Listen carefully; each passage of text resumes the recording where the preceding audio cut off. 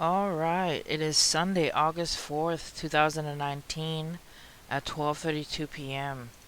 Alright guys, so there was another shooting last night.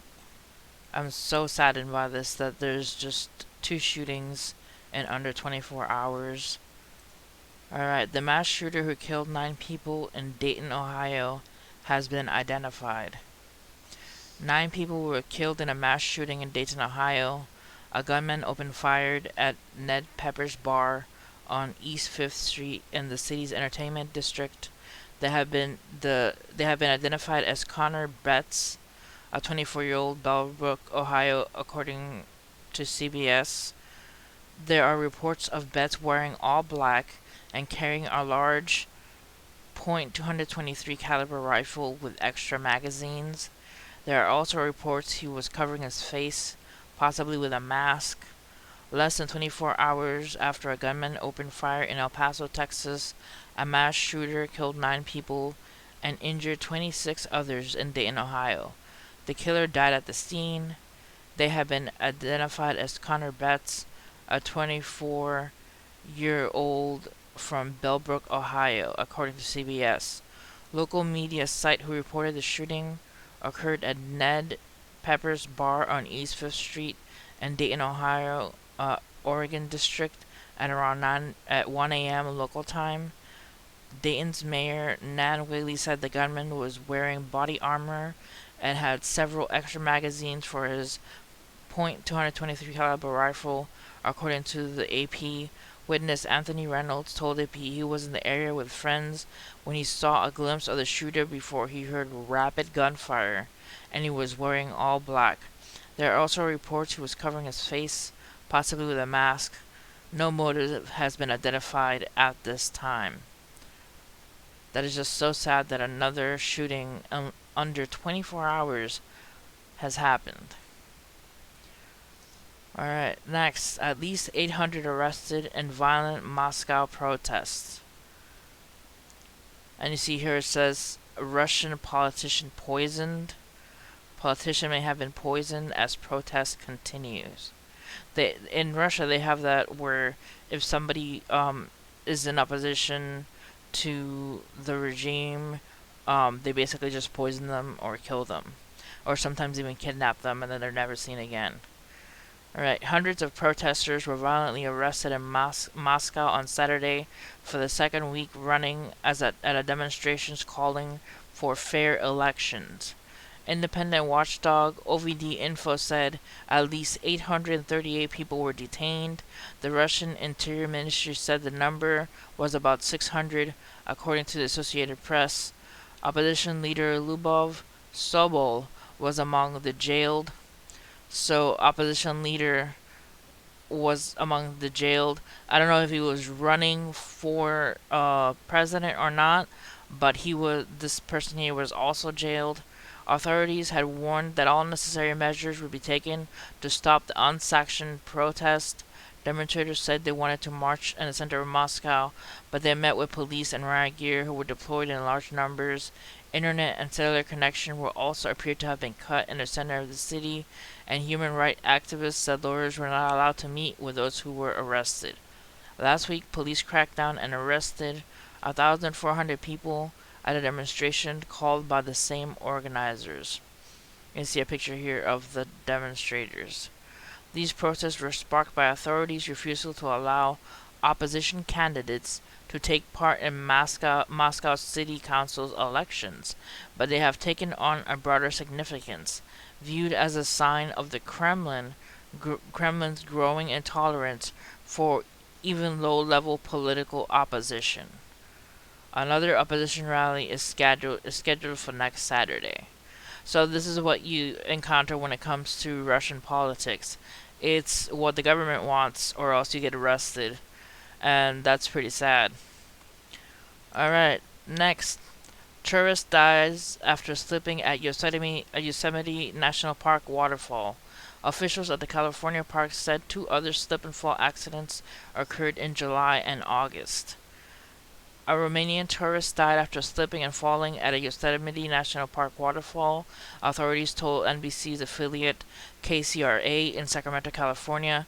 The victim, who fell 20 feet Wednesday at Bridaville Fall, was identified as Lucian Mew, 21. The station reported, citing authorities. The accident corresponded to a Yosemite National Park statement after accidents Monday and Wednesday, in which hikers at the Bridaville Fall viewing platform left the established trail to scramble up the boulder field toward the base of the waterfall, bypassing signs that advise against leaving the trail. According to witnesses in both cases, the subjects slipped off wet boulders and took 20-foot falls near the base of Bridaville Fall, the Park Service said. Crews in helmets and special sticky-soled shoes rescued the visitors, who were taken by helicopter to waiting ambulances, park officials said. The Park Service did not specify the extent of injuries suffered by the victim in Monday's fall. A third slip and fall accident took place on Thursday at Lower Yosemite Fall, and Park Service reported. The subject slipped off a boulder and fell into Yosemite Creek, at one point becoming trapped underwater between several rocks. Park statement reads the subject was able to escape, and bystanders then helped the subject out of the water. The tourist was carried out to a waiting ambulance, park officials said, citing 23 slip and fall incidents at Bridaville Fall in recent years. Park officials urged visitors to stay on marked trails. This is what I've been encountering when it comes to falls in national parks. People don't listen to the signs that are clearly posted that says stay on the trail. There was also a person who was in Hawaii earlier this year who went over a barrier and nearly died at the volcano. So my takeaway from all these falls is pretty much listen to the rules. Don't go over barriers. Don't get off the trail. Stay in the marked perimeters, and these accidents won't happen. Alright, next. Gilroy Festival shooter died of self-inflicted gunshot wound, coroner says. This is the shooting that happened earlier this week, the Gilroy Festival, the Garlic Festival. Gilroy Festival shooter died of self-inflicted gunshot wound, coroner says. The police chief said officers' fire took the gunman down. They engaged him fast, they drew his fire, and they eliminated the threat. The gunman who killed 3 people at a California food festival died from a self-inflicted gunshot wound, the medical examiner's officer said on Friday. Gilroy police had said that 3 of its police officers fatally shot the gunman, 19-year-old Santino William Legan, after he opened fire on a crowd at the annual Gilroy Garlic Festival on Sunday, killing 3 people and wounding others in what appears to be a random attack. Gilroy Police Chief Scott Smithy said at a news conference Friday that the medical examiner's office ruling does not change the fact that the officers fired at the gunman and that the suspect was struck before he apparently took his own life.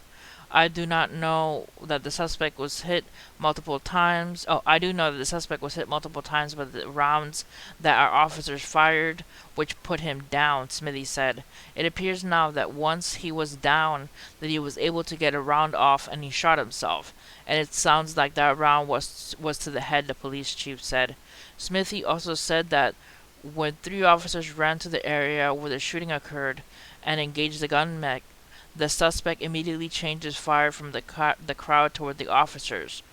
A spokeswoman from the Santa Clara County Office of the Medical Examiner, coroner, told the Los Angeles Times on Friday that the cause of death of the gunman was determined to be intraoral gunshot wound. Officials said that the incident took update Friday that the coroner made a preliminary finding of the cause of the manner of death and that it was determined to be a self-inflicted gunshot wound, but said that a full report with more information will be made available in the future.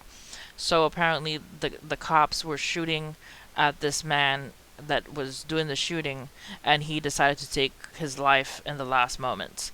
And this is what America has come down to. Shootings all over the place. There was the Gilroy Festival shooting last week. Now there was the El Paso shooting, and then the Ohio shooting in less than 24 hours. It's just too many shootings. It's just, um, and me and my family, we went through an encounter at a mall that we heard just crowds, people just running, and we didn't know what it was. It later turned out that there could have possibly been a shooting at the mall, but that feeling of panic that you get from just running, you never forget it. And I'm so sad that this is what is happening in America right now. Alright, guys, hit like and subscribe for more videos and updates, and see you guys next time. Remember to pray for those people in the shooting, even though everybody's saying prayers don't count. Well, it counts to God. Alright, guys, see you guys next time. God bless.